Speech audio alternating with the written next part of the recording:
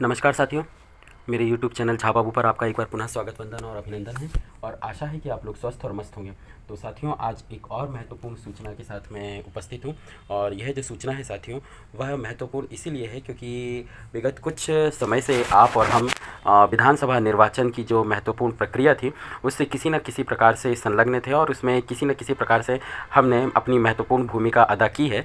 तो उससे संबंधित यह महत्वपूर्ण सूचना है। जैसा कि बहुत से हमारे साथियों के संबंध में कमेंट भी आ रहे थे और उनके द्वारा जानकारी भी चाही जा रही थी कि सर इस संबंध में क्या जो आदर्श आचार संहिता जो विधानसभा निर्वाचन 2023 के संबंध में प्रभावशील हुई थी, जो लगभग इलेक्शन कमीशन ऑफ इंडिया के द्वारा जो 9 अक्टूबर को राज्यों में विधानसभा निर्वाचन से संबंधित महत्वपूर्ण घोषणाएं की गई थी, तो उसके कारण उन राज्यों में जो आदर्श आचार संहिता है वह प्रभावी हो चुकी थी। किंतु इसके संबंध में उनके द्वारा जानकारी चाही जा रही थी कि यह जो आदर्श आचार संहिता ये कब से निष्प्रभावी या समाप्त होगी। तो साथियों, इलेक्शन कमीशन ऑफ इंडिया द्वारा इस संबंध में एक महत्वपूर्ण पत्र जारी किया गया है। उस पत्र के संबंध में हम विशेष चर्चा करेंगे, पर उसके पहले यदि आप मेरे चैनल पर पहली बार विजिट कर रहे हैं या मेरे इस वीडियो को देख रहे हैं तो प्लीज़ चैनल को लाइक, कमेंट और सब्सक्राइब करना ना भूलें। साथ ही बेल आइकॉन के ऑल नोटिफिकेशन के बटन को याद से ज़रूर दबाएं ताकि चैनल के माध्यम से अपलोड की जाने वाली तमाम सूचनाएं आप तक पहुंच सकें और आप उसका लाभ प्राप्त कर सकें। यही हमारा उद्देश्य है।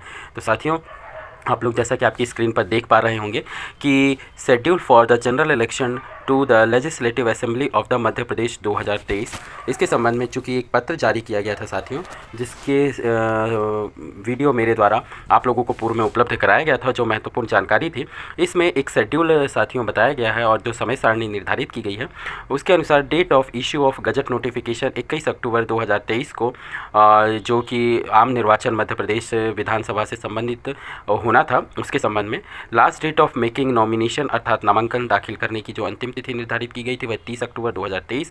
Date for scrutiny of nomination अर्थात 31 अक्टूबर को जो है वो जो भी नामांकन दाखिल किए गए थे उनके स्क्रूटनी से संबंधित था।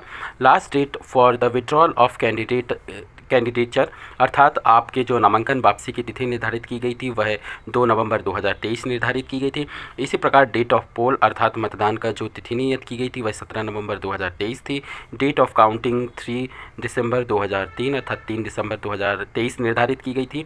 और इसी प्रकार साथियों, date before which election shall be completed अर्थात जो मतदान पूर्व करने की जो प्रक्रिया निर्धारित की गई थी वह 5 दिसंबर 2023 के पूर्व इसको संपन्न कराया जाना था। इस संबंध में समय सारणी जारी की गई थी। और साथियों, इसी के संबंध में एक बहुत ही महत्वपूर्ण पत्र जो है वह इलेक्शन कमीशन ऑफ इंडिया के द्वारा जारी किया गया है। यह पत्र जो है साथियों 4 दिसंबर 2023 को जारी किया गया है और जैसा कि आप देख पा रहे हैं कि पत्र का क्रमांक है 437 और यह जो पत्र है साथियों वह समस्त cabinet secretary government of India, Rashtrapati Bhavan, the chief secretary to the government of Chhattisgarh, Madhya Pradesh, Mizoram, Nagaland, Rajasthan और तेलंगाना तथा इसी प्रकार chief electoral officer of Chhattisgarh, Madhya Pradesh, Mizoram, Nagaland, Rajasthan और तेलंगाना, इन 6 राज्यों के लिए इसे यह जो पत्र है जारी किया गया है। और पत्र का जो विषय है साथियों वह इस प्रकार है: general election to the state legislative assemblies of Chhattisgarh, Madhya Pradesh, Mizoram, Rajasthan and Telangana 2023 and by-election in 43 Tapi ST Assembly constituency of Nagaland, lifting of model code of conduct। जैसा कि आप लोग विषय से समझ गए होंगे कि साथियों यह जो आदर्श आचार संहिता इन 6 राज्यों में प्रभावशील थी उसके निष्प्रभावी या समाप्ति के संबंध में यह पत्र जारी किया गया है। Madam sir, I am directed to state that the provision of model code of conduct are enforced from the date of announcement of election scheduled by the election commission and it remains in operation till completion of election process.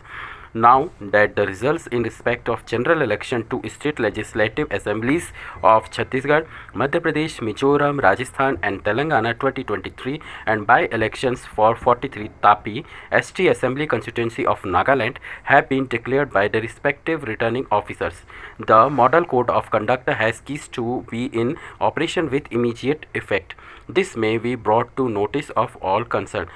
साथियों, तो आप लोगों को जैसा पत्र की विषय और विषय वस्तु से स्पष्ट हो गया होगा कि इन 6 राज्यों में जो विधानसभा निर्वाचन या उपनिर्वाचन से संबंधित आदर्श आचार संहिता प्रभावशील थी वह तत्काल प्रभाव से यहाँ पर समाप्त कर दी गई है। और इस संबंध में जैसा कि कई साथियों के कमेंट और मैसेज भी प्राप्त हो रहे थे, तो आशा है कि साथियों आप लोगों को यह जानकारी समझ में आई होगी और जो भी जानकारी मेरे द्वारा प्रदान की गई है उससे आप अवगत हुए होंगे।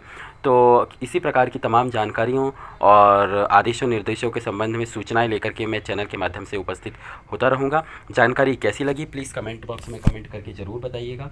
आपके कमेंट्स का बेसब्री से इंतज़ार रहेगा।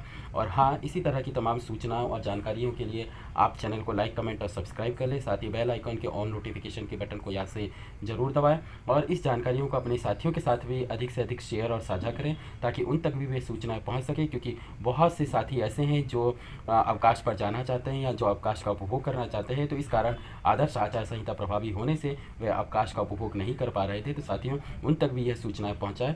और यदि आप इस आदेश की PDF चाहते हैं तो वह भी डिस्क्रिप्शन बॉक्स में उपलब्ध रहेगी, वहां से आप इसे डाउनलोड कर सकते हैं। तो साथियों, अगले वीडियो में फिर किसी अन्य जानकारी के साथ आपसे भेंट और मुलाकात होगी। तब तक के लिए साथियों, आप लोगों से जय हिंद, वंदे मातरम।